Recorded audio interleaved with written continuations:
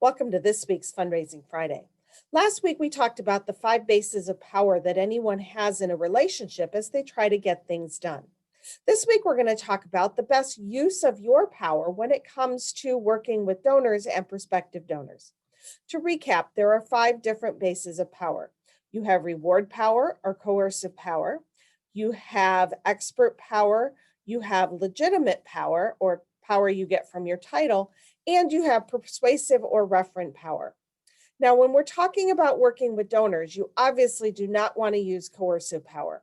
That's the power that you have to punish if they don't do what you want. And sometimes we use reward power, which is if you give us some money, we will recognize your contribution. Maybe we'll send you a mug, maybe we'll send you a t-shirt.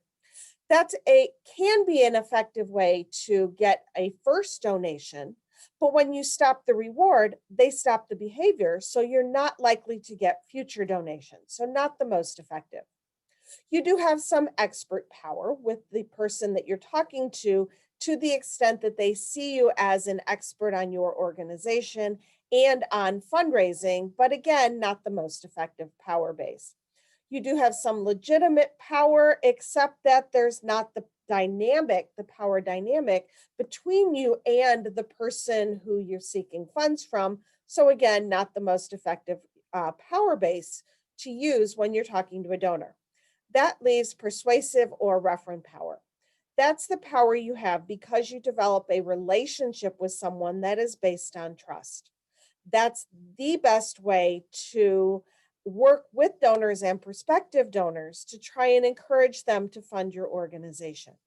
You do that by developing trust, by being open, by being honest, and by developing a legitimate, true, authentic relationship with them.